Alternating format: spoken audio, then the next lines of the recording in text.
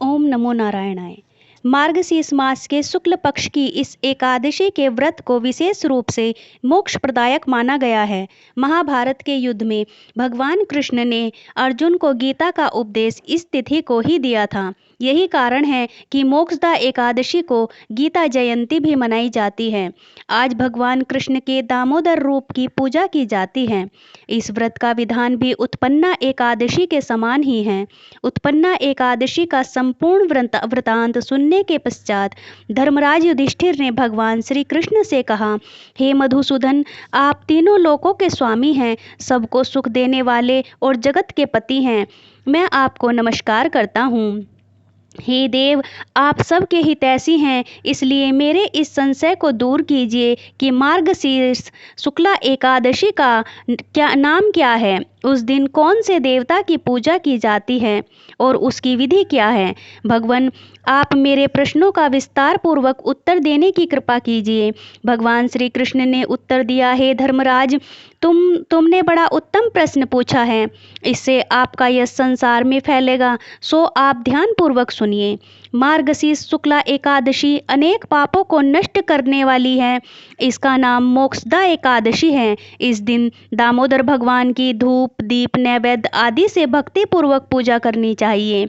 अब मैं एक अति प्राचीन कथा सुनाता हूँ कि किस प्रकार इस एकादशी का व्रत करने से नरक गए हुए माता पिता पुत्र आदि को स्वर्ग की प्राप्ति हो जाती है।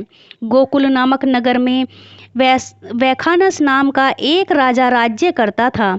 उसके राज्य में चारों ओर वेदों के ज्ञाता ब्राह्मण रहते थे। वह राजा अपनी प्रजा का पुत्रवत पालन करता था।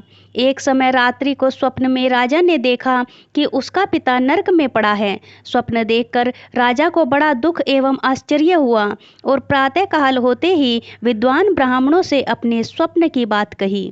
राजा ने कहा, हे ब्राह्मणों, रात्रि को स्वप्न में मैंने अपने पिता को नरक में पड़ा देखा और उन्होंने मुझसे कहा कि हे पुत्र, मैं नरक भोग रहा हूँ, मेरी यहाँ से मुक्ति करो। आप लोग मुझे कोई ऐसा तप, दान, व्रत आदि कुछ बताइए जिससे मेरे पिता की मुक्ति हो जाए। उस पुत्र का जीवन व्यर्थ है जो अपने माता पिता तथा पूर्वजों का उद्धार न कर सके। एक उत्तम पुत्र जो अपने माता पिता तथा पूर्वजों का उद्धार करता है, वह 1000 मूर्ख पुत्रों से अच्छा है। राजा के ऐसे वचन सुनकर ब्राह्मण कहने लगे, हे राजन, यहाँ समीप ही भूत, भविष्य, वर्तमान के ज्ञाता पर्वत ऋषि का आश्रम है। आपके प्रश्नों का उत्तर वे भली भांति दे सकते हैं। ऐसा सुनकर राजा पर्वत मुनि के आश्रम में गया। उस आश्रम में अनेकों शांत चित्त योगी और मुनि तपस्या कर रहे थे।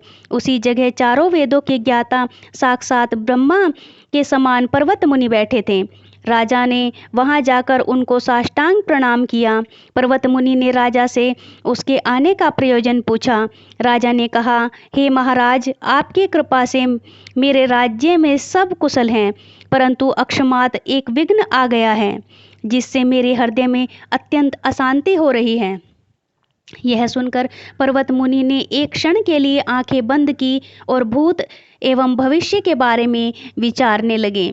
फिर बोले, राजन, मैंने अपने योग बल से तुम्हारे पिता के सब कुकर्मों को जान लिया है। उन्होंने पूर्व जन्म में सोत के कहने पर अपनी दूसरी कामातुर पत्नी को ऋतु दान मांगने पर भी नहीं दिया था।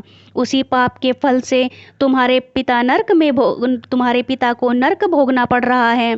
तब राजा बोला, हे महात्मन, मेरे पिता के उद्धार के निमित्त कोई उपाय बताइए। पर्वत मुनि बोले, हे राजन, मार्गशीर्ष शुक्ला एकादशी को उपवास करके उसके पुण्य को अपने पिता को संकल्प कर देना। उस एकादशी के पुण्य के प्रभाव से अवश्य ही आपके पिता की मुक्ति होगी।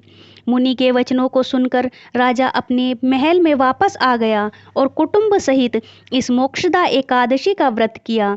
फिर उस उपवास के पुण्य के प्रभाव से राजा के पिता नरक से मुक्ति मिल गई और वह स्वर्ग को चले गए। मार्गशीर्ष मास के शुक्ल पक्ष की इस मोक्षदा एकादशी का व्रत करने वाले के समस्त पाप नष्ट हो जाते हैं और अंत में उसको स्वर्ग लोक की प्राप्ति होती है। इस व्रत से बढ़कर मोक्ष देने वाला अन्य कोई व्रत नहीं। इस कथा को पढ़ने तथा सुनने से वाजपेय यज्ञ का फल मिलता है। यह व्रत मोक्ष देने वाला तथा चिंतामणि के समान सभी चिंताएं दूर करने वाला है। इतना कहकर भगवान श्री कृष्ण मौन हो गए। जय श्री हरि नारायण।